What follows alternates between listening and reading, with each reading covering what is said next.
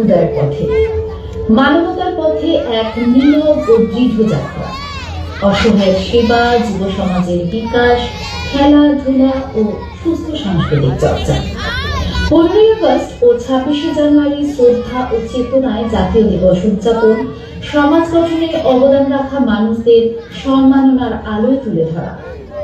আজ ৭৭তম প্রজাতন্ত্র দিবসে এই মানবিক মঞ্চে যিনি উপস্থিত, তিনি এক মানবিক গুণসম্পন্ন সমাজ সচেতন মানুষ। তার উপস্থিতিতে উদয়ের পথে আজ গর্বিত প্রধানমন্ত্রী মিঠু শেখ। নীরবতা ও নিয়মিততার মধ্যে দিয়ে যে সমাজ সেবার সবচেয়ে দৃঢ় ভিত্তি গড়ে ওঠে, তারই এক উজ্জ্বল দৃষ্টান্ত মিঠু শেখ।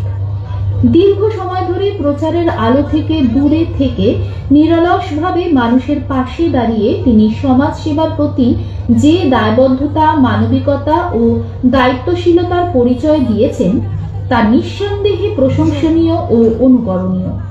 মানুষের দুঃখ কষ্টে নিঃস্বার্থ সহমর্মিতা, প্রয়োজনের মুহূর্তে পাশে থাকার অঙ্গীকার এবং সমাজের প্রতি তার অবিচল দায়বদ্ধতার স্বীকার স্বরূপ মানব কল্যাণে এই নিরবচ্ছিন্ন অবদানের জন্য তাকে প্রদান করা হচ্ছে সেরা সমাজসেবা সম্মাননা 2025।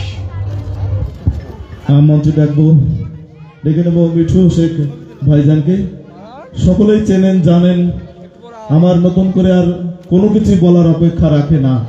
উদয়ের পথে সংগঠনের যে সকল মানবিক কর্মসূচি যে কয়েকজন মানুষ ছাড়া ভাবা খুবই কঠিন, তারা সকলেই মঞ্চে আছেন। সকলকেই আমার তরফ থেকে উদয়ের পথে সংগঠনের তরফ থেকে আন্তরিক ধন্যবাদ, ভালোবাসা, শ্রদ্ধা, সম্মান জানাই। ডোনা চন্দ্র, তাকে বলবো উত্তরীয় এবং ব্যাচ পরিয়ে বরণ করে নেওয়ার জন্য মিঠু ভাইকে।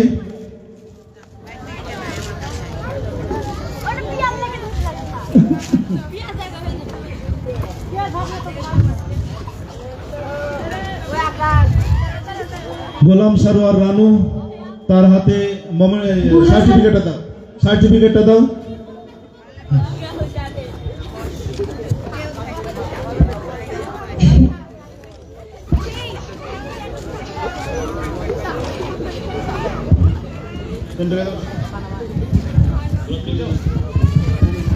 মোমেন্টো তুলে দিচ্ছেন আমাদের উদয়ের পথের সম্পাদক ফরিদ আনসারি। মিঠু ভাইকে মোমেন্টো তুলে দিচ্ছে।